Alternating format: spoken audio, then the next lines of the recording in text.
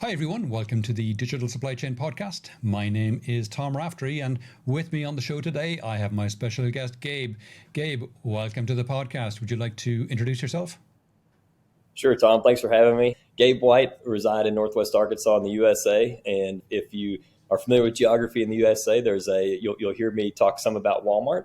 I live kind of in the back door of Walmart's home office and have been in food, drug, club, mass, some specialty retail for now, 25 plus years, and glad to be joining you. Okay, and who are you working with or for, Gabe?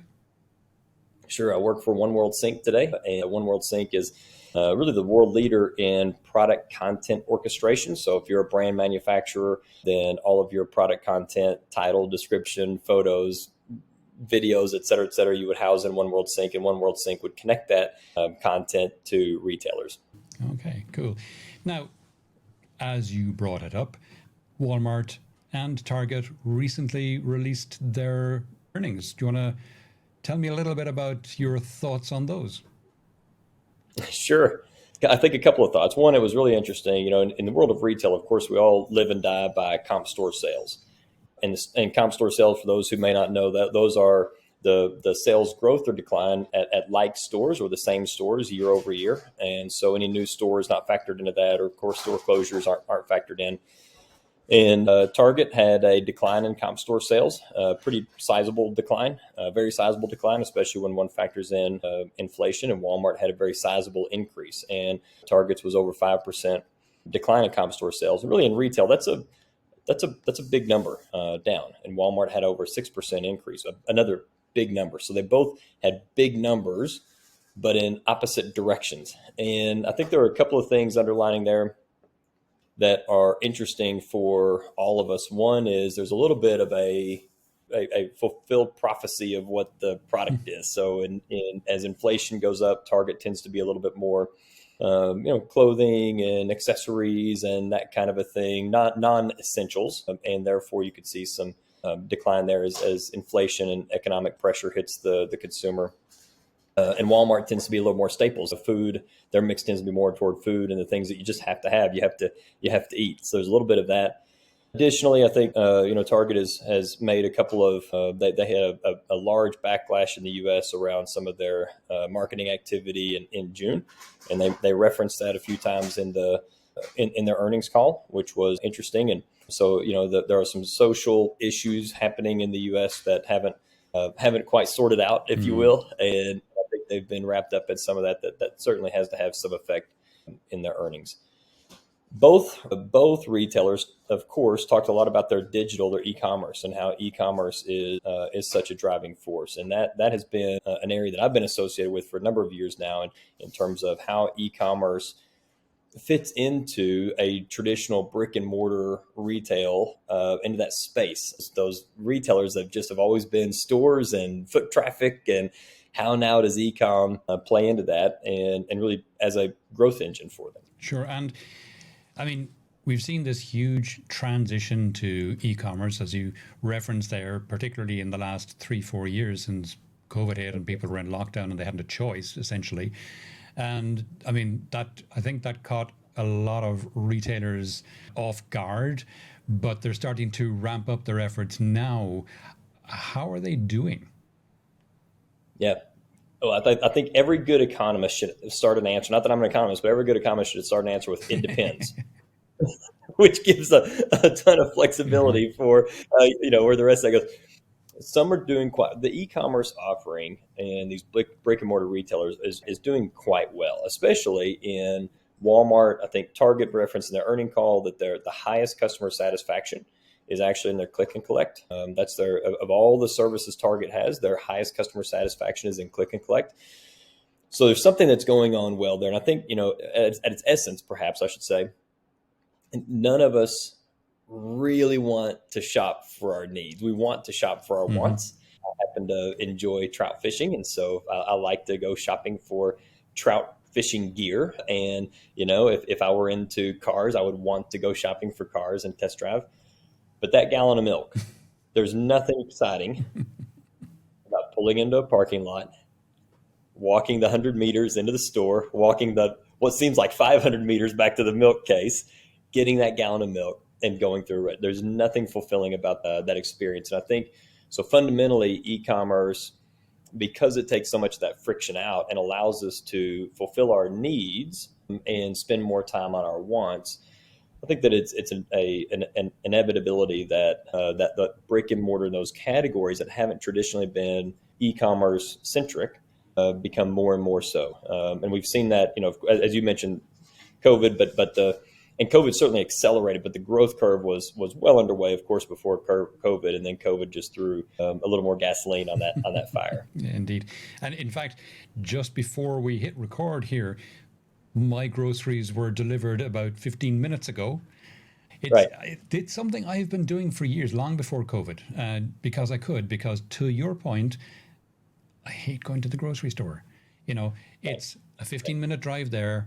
It's 45-minute going up and down the aisles, 5-10 minutes at the checkout, 15-minute drive home. Or I can fire up a browser, check my last 3 weeks shopping lists, grab what I need from those, throw in one or two more things, hit go, and then the following day at whatever time, a van shows up with everything I ordered. Tom, and it's interesting that the degree we've become comfortable with new categories. So at the beginning of e-commerce, and of course, when Amazon launched, it was books. And well, a book is a very known entity. If I am going to buy a copy of Moby Dick, I know what I'm getting. I'm getting Moby Dick. And it is a very known entity. And then e-commerce kind of grew from that to brands that are well known and the models within the brands that are well known. And the question was, of course, though there's a profitability question around grocery, but there's also a question around when we get out of the dry grocery, the brands like, Frosted Flakes or the well-known household brands, even into like milk, the expiration date comes into it. Am I going to get that gallon of milk that expires the one for tomorrow? the shelf or the back of the shelf? Right, exactly. And then you kind of sort through that. You try it a couple times. It works out pretty well. And it's like, okay, can I really trust this store to pick out my produce or my meat? And we're kind of learning that, the trade-off is not that great. Though the store associate may not pick the exact watermelon we would have picked, we really don't know what we're missing because we weren't there to stand alongside them. And at the end of the day, it was at my door. That's not a bad thing. No, it's pretty good. How does that impact, for example, inventory though? Because when people went shopping to the shops, I know I lived in Ireland. I used to go to Tesco there, and it would be on a Saturday, which I hated because it ate into my Saturday. But then they opened on Sundays. They started opening on Sundays, and that was great because I wasn't doing much on a Sunday, so I could go to Tesco on the Sunday, which meant they had to have all their inventory levels ready for that weekend boom. And then during the week, but now I order on a Monday to get delivery on a Tuesday because the fresh fish comes in on Monday. So if I order Monday, I get the fresh fish that came in just the day before, rather than if I order on Monday or Sunday for delivery on Monday, I may not get the fresh fish. So, now, and I'm sure I'm not the only one who's changed from ordering at the weekend and going to the shops to ordering midweek for whatever reasons, bizarre reasons that I have, for example. So how's that impacting inventory? Yeah, and you may be more reliably at home during the week because you're of the nature of your work versus on the weekend. You don't want to have to be, have an appointment on the weekend like that delivered. But there are sometimes more reliable or predictable times when you be at home. From an inventory perspective, it's honestly been really difficult because there are a lot of shoppers build their list, and so let's go back to your fresh fish, or just fresh fish in general. If you put that in your cart on Sunday, then the question is, when are you actually going to transact that order, and will there be inventory when you transact that order? But it isn't just when you transact that order. When will that order get batched down to the store level? When will someone be able to walk out to the shelf to get that wonderful fillet and put it in the basket to then, so there are the nature of e-commerce in, let's just stay to grocery for just a little bit. It's changed the store patterns. We used to know exactly the foot patterns in store very, very, very well. And we always traditionally stock shelves to, a fairly busy Saturday. on a pretty busy Saturday, we're going to sell 8 units. We might have a shelf holding power of 12 units or something like that. And so now, the day patterns have changed. The predictability of those day patterns has definitely changed. And we're still trying to figure out like how do we really think about this? So a lot of times what we find is that when you look in the retailer reporting systems, you might see that you have an on-hand quantity of your item. You may have 4 on-hand units. There are 4 units. If you walked in the store right this second, there are 4 units sitting on the shelf. And then you go online at that store and it's listed as out of stock. Yeah. So the retailer's having to figure out, okay, I have 4 units on hand. Is that enough so that when Tom puts this fish in his cart and transacts and, the batching, all the things we talked about, do we think there'll be one on the shelf by the time someone gets over there to pull it off the shelf? And you know what? We're not sure, so we're going to list it as out of stock. And so it really has become an area where new algorithms have had to be created, and it isn't sorted out yet. And we in our industry would consider those like a false out of stock, where the online's listed as out of stock, but in stores in stock. And so we would consider that a false out of stock. And we see a pretty high incidence rate of those false out of stocks, especially when you get below that. You think about like what your velocity is, your average daily velocity. When you start to get below, 1 or 2 average daily, sales quantities, then see a lot of those false out of stocks. And this is a naive question from my point of view, I guess, but are shops really sending staff around to the shelves, pulling items off the shelves for online orders, or do they not have an online section in the warehouse? To avoid having to have staff going around with trolleys around the shop. Tom, I'm going to start this with a little bit of a story. I worked in a Walmart store in high school and in early college. I'm old enough to whereas when Walmart was really ramping up their supercenter expansion back in the early 90s. I remember we grew up in a little town that was fairly close to the Walmart home office. We got a lot of executive visits, and the executives, about half of them would come through and say, this grocery idea is brilliant. We're going to bring in new shoppers. We've got more categories. And about half of them would come in and say, this is the dumbest idea. There's no margin in grocery. There's spoilage. We don't know how to do it. Well, fast forward about 10 years, and all of Walmart and Wall Street was saying if Walmart could just get their grocery shoppers to cross the aisle into general merchandise, they'd really have something. Okay.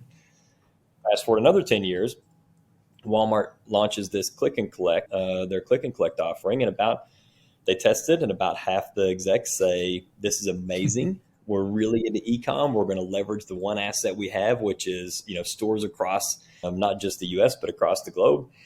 And about half the execs would say, this is such a dumb idea. We're going to pay associates to do what a shopper's already doing. There's already no margin. Nobody's going to everyone wants to go in and squeeze their tomatoes. And what we've found is that the brick and mortar retail, of course, wasn't set up in the store in the way the store functions logistically, just inside that box, wasn't set up for e-commerce.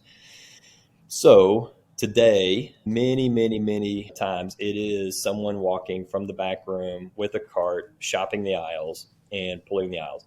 Now, the newer stores are set up a little differently. And so the items, bananas, back to milk, the items that, the high velocity items will be kept in the back room, which opens up a whole new arena for, supply chain issues of that allocation. That case of product comes in, how much gets allocated the back room, how much it gets allocated the front of the house.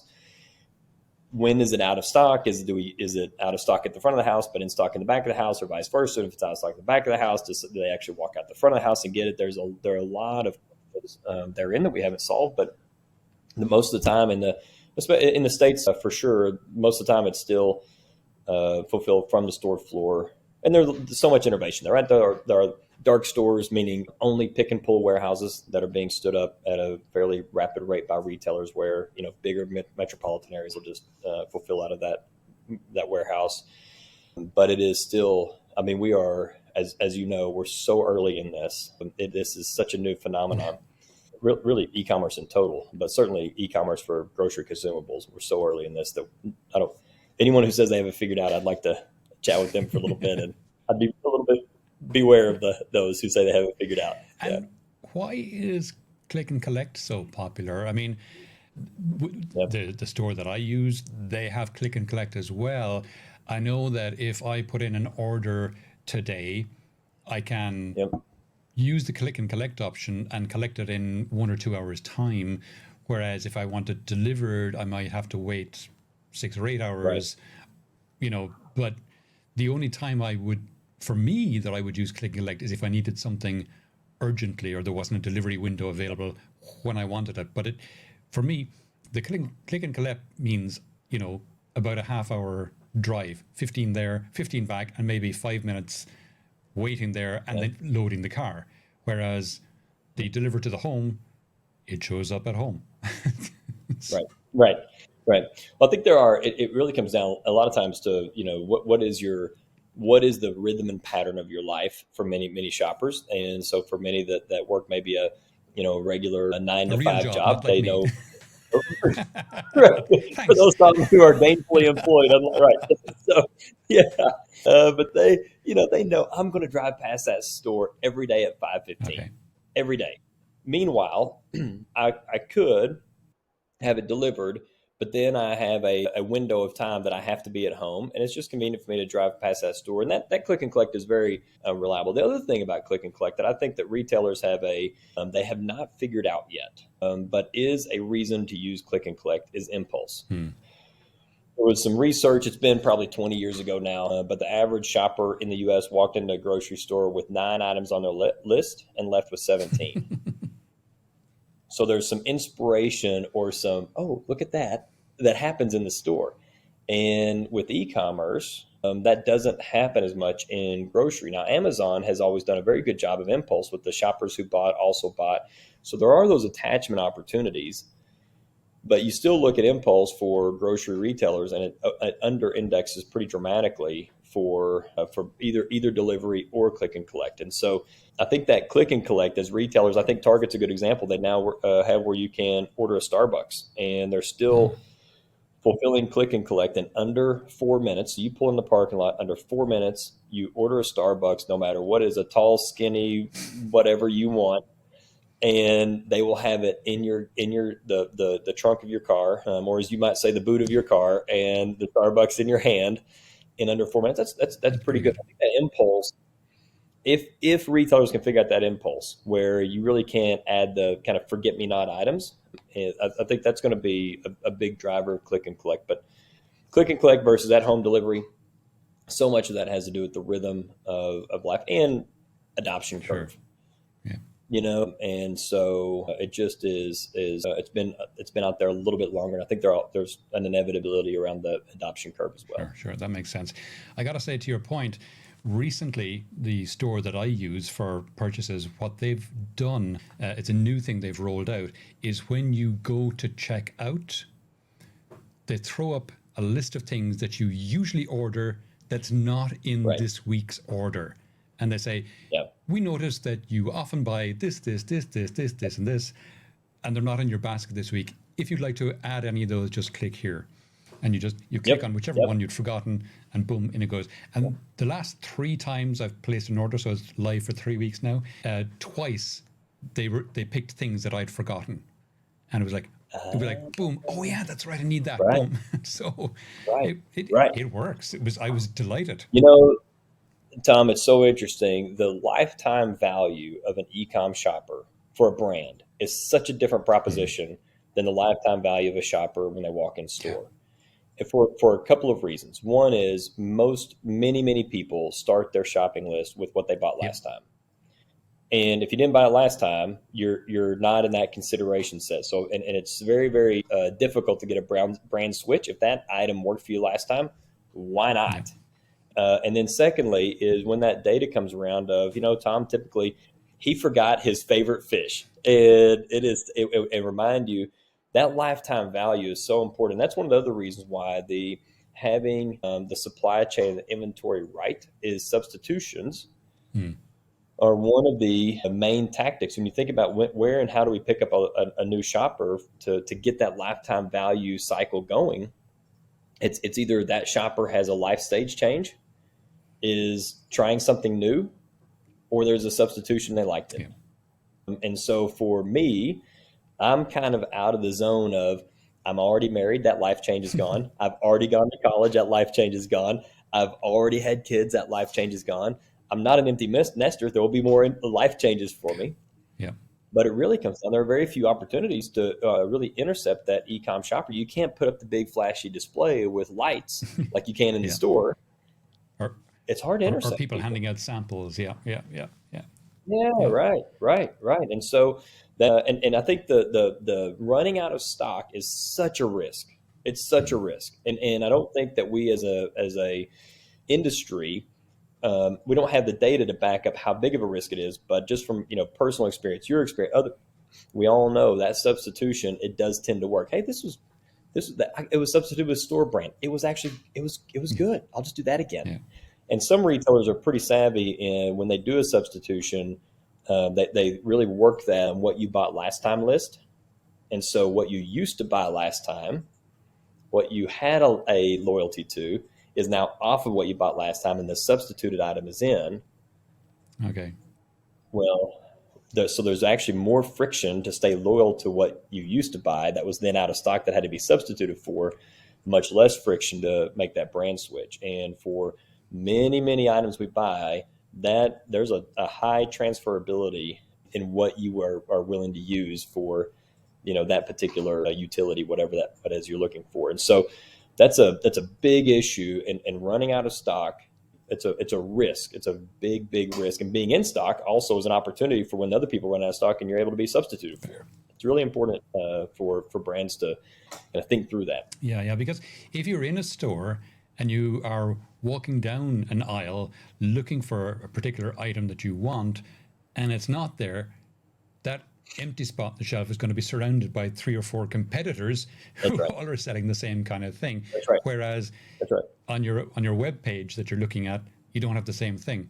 And That's right. so in the store I use, what they do typically is they have a checkbox which says, if it's not available, fulfill this with the same brand but a different size, or Yep. fulfill it with another brand of the same size, and you choose one or the other as a universal preference for your entire list, and then you can individualize one by one if you want. So even with that, it's you're more likely to go with the brand that you're familiar with rather than switching. So what they do as well in the store is from time to time they'll send you an internet gift. So it'll be something that you've never purchased before, so that you can try it out. Which Right. Sampling. Yeah, Right. yeah. Sometimes it works, Yeah. sometimes not so much. Yeah, right.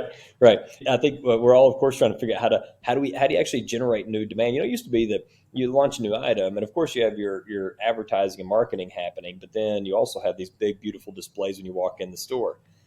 Now we're not walking in the store as much. So how do you really get that adoption started and begin to pick up those new customers? And sampling used to be, especially in food, such a important piece of that. A little more difficult with e-commerce. Yeah, we don't have all the tools yet. Where is it going from here, Gabe? What do you think? What's coming down the line next? Well, I think there are a couple of things that are really important. I think one is retailers have to figure out the right logistics around how to drive cost out of the system. There just is too much cost in the system right now. We've seen costs go down quite a bit, but the cost really goes all the way. As retailers use stores for the supply, the last warehouse in the supply chain effectively, then that store is laid out. The footprint of that store is very much for shoppers. I can promise you, there's no retailer that likes that the bananas and milk that are always in the basket together are at opposite ends of the store. For shoppers, it's wonderful. They have to navigate the entire store and pick up those other items. For someone picking, it's terrible. It's so inefficient. And so we have to figure out a better way to pick in the store, pick the items. And a lot of that is going to come from, stores that are fully dedicated to nothing but e-commerce, and or back rooms that are fully dedicated to e-commerce. So interesting to me are we as an industry have made so many gains in backroom inventory optimization. A lot of the new stores don't have a back room to be able to, have an e-com section, because we've become so efficient, which is wonderful. where do you get the space to set up that e-com pick center now? It just doesn't exist. Yeah. And so, but that efficiency of picking that's got to be sorted through. And I think we're going to see a lot more of the hybrid option, perhaps in the future, where there are some items that you're on a rote pattern for. Every so often, I need a new toothbrush. Every so often, I need more toothpaste. Yeah. And we're going to see those, shipping to the home maybe, and or being batched up at the store and ready for a curbside. But those are going to have a little bit different supply chain. I think we're going to have innovation in supply chain that meets the type of usage that the shopper has and is better aligned to purchase patterns. And it probably will have a combination of some things are delivered to home, some things we pick up at the store, and some things maybe get shipped to home from a centralized warehouse. I think we're going to have to get better about that of taking right now we handle Amazon. I'm going to perhaps offend people, so careful with all this, but Amazon's so good at fulfilling items. You go there and you buy an item, buy it now, ship it. You might buy 5 items a day, but those a lot of times are just individual purchases. They're not batched up together. I need this morning. I need this afternoon. I need this afternoon. And they're all different. But so Amazon is really, really good about thinking about items. And then you have like your more grocery retailers that better think about baskets, but they're still only good about thinking about basket for that trip. No one is really good yet that I know of about thinking, here's my consumption pattern overall and how I match to that consumption pattern overall. Items are interesting when I need them. Baskets are good once or twice a week. Yep. But I have a life that happens across the course of time that has a regularity. And we're not, subscribe and save, you could say kind of, starts to match that a little bit, but it still is. It isn't as useful perhaps across as broad a range as it could be. And so I think we've got to get much better about understanding life and usage patterns and matching to those versus matching to items or baskets. So that's one thing. I'm going to go back the setting up the stores a little bit differently. And the third thing is that last mile. I mean, I think we could talk last mile for like a whole week long seminar and not solve it. But last mile, we've got to somehow sort through how that happens. And maybe that's some of the combination of, thinking a little differently around how do we use ship? How do we use click and collect? How do we use to home delivery? But we've got to figure that out as well. But we are in such an infancy, which is pretty exciting. Yeah, exactly. Cool. Gabe, I think the brand manufacturers have a long way to go in this and helping the retailers and how that supply chain really could be structured differently, because right now, the brand manufacturer retailer supply chain relationship tends to be, I send a pallet or a truckload or a case to this warehouse, and then the retailer picks it up and goes from there. But that may not be the way that we think about it in the future. It may be that there's the retailer you may be fulfilling the order on the retailer, but they really are doing a better job of tagging the brand manufacturer, and maybe some different opportunities for batching and bundling from the brand manufacturing directly to the consumer, or to new types of fulfillment centers, which we're seeing quite a few of already. I just don't think we have it. We just don't have it figured out. The entire system's too inefficient, and we still have a lot of like the false out of stocks. Yeah. Cool. Great. Gabe, that's been really interesting. We're coming towards the end of the podcast now. Is there any question I haven't asked that you wish I had, or any aspect of this we haven't touched on that you think it's important for people to be aware of? I do think there's one aspect that is that's really important, and it is that, and it goes down to we have staffed people to call on retailers, brick and mortar retailers that know the brick and mortar side of the business. And that's really important. And we're starting to staff e-com, but e-com, we tend to staff probably more around like a media expertise. How would we advertise around e-com or design programs around e-com? What we're not doing a good job of today are the basic retail fundamentals. I'll give you an example of this. So Target has 1,700 stores, plus or minus. Let's say that you have an item, your fresh fish is carried in 500 of those stores. The assumption is, well, my fresh fish is carried in 500 stores, therefore it will be listed on all 500 stores on their site. That's not necessarily the case. You have, just like you would managing your brick and mortar business, you have to manage the details. Okay. You have to manage the details. Does my product show up at all these stores that it's carried in? Well, the answer is probably not. Like we talked about in stock, out of stock. Is it listed as in stock when actually there are units on hand? Not all the time. Is it priced what I think it's priced? Probably not. The in-store price is not necessarily the e-com price. Just going back to some of the fundamentals of retail, of how we've built, we all come from building the business in brick and mortar, and the same principles apply, but we can't lose sight of those principles. And I think we lose sight of those principles a little bit too quickly and go straight to, how do I now advertise? Not that that's not important. Yeah. There are some basics that have to be covered off first. Cool. Gabe, if people would like to know more about yourself or any of the things we discussed in the podcast today, where would you have me direct them? Yeah, One World Sync. So help at One World Sync, or my email is gwhight, GWIGHT, at oneworldsync.com. Phenomenal. Gabe, that's been fascinating. Thanks a million for coming on the podcast today. Yeah, thank you, Tom. Have a good day.